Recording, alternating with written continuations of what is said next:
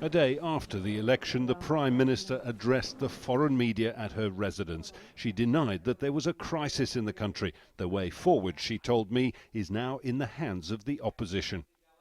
Now, if they realize that they made a mistake not participating in the election, perhaps then they may come forward to, discuss with us or make or create congenial atmosphere.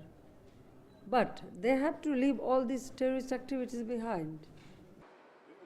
Earlier, I met a senior figure in the opposition Bangladesh National Party, and I asked him how far his party was prepared to go towards a compromise.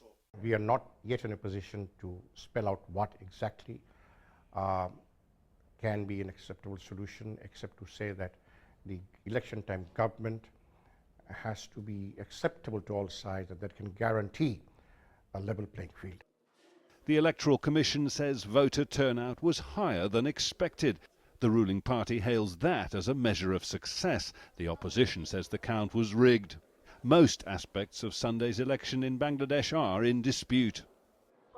Sheikh Hasina went on from our meeting to address the Bangladeshi media outside.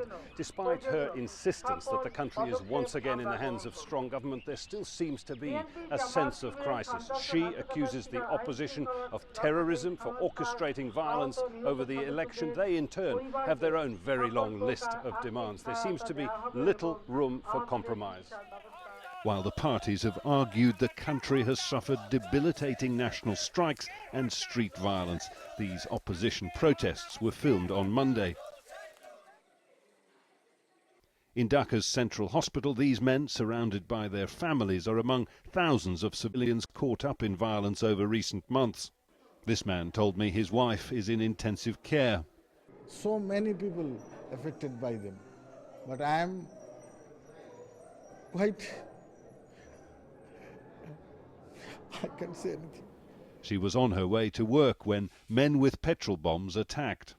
I can understand what happened here. This is our human being. Why they're doing this? This is my question.